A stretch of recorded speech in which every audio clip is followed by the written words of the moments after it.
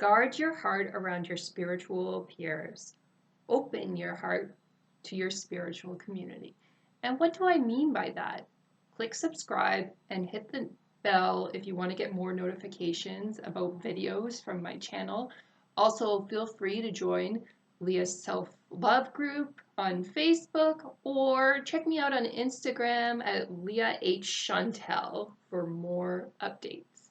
So, what do I mean by guard your heart around your spiritual peers? Open your heart in your spiritual community. So that's a very interesting paradox that we experience as spiritual people.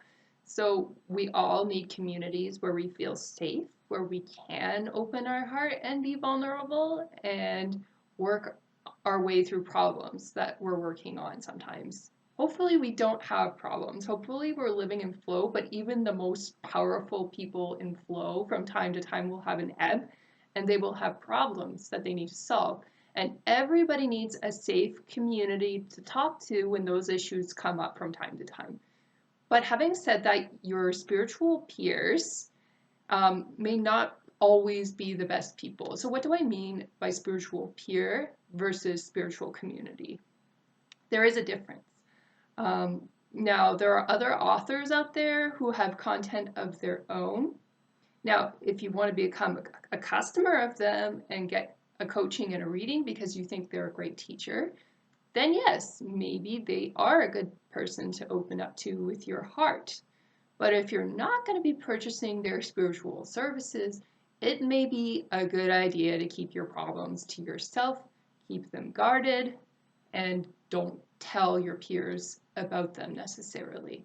Tell the community that you trust about it. Don't necessarily go and tell everybody about your personal problems unless you've conquered them. If you've conquered it and you have a valuable life lesson to share, then yes, that is a good time to solve your problem. I mean, a good time to share it with everybody, including your peers. Like, for example, with GBS, I was really hesitant when I was first diagnosed to talk to people about it because I was still in it. You know, it was still a really big problem.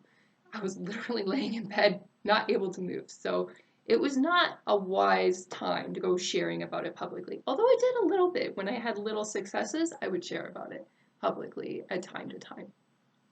What I wanted to do was wait until I'd really conquered it and kicked it in its ass, and then I can go around and tell people how I beat it, right? So if you're going through a divorce and you're really depressed about it, it's probably not a good idea to talk about it publicly, but you may have a safe community where you can go and talk about it, and that can be a good thing. So you want to be able to delineate who is your safe community, who do you trust versus who are your peers who may potentially use it against you and tear you down. Because unfortunately, some of the spiritual teachers out there will use that as an opportunity to tear you down. And I've actually experienced it. And it's interesting because the time that I experienced this person, I was paying to be a mentor. So I kind of trusted them thinking that they were going to mentor me. But the interesting paradox that actually happened was she saw me as competition and she actually took it as an opportunity to tear me down. So it does happen. I mean, we all make mistakes. Sometimes we trust the wrong people. It's okay. Just keep looking for that good community that you can trust and keep believing in yourself. Don't let those other people tear you down.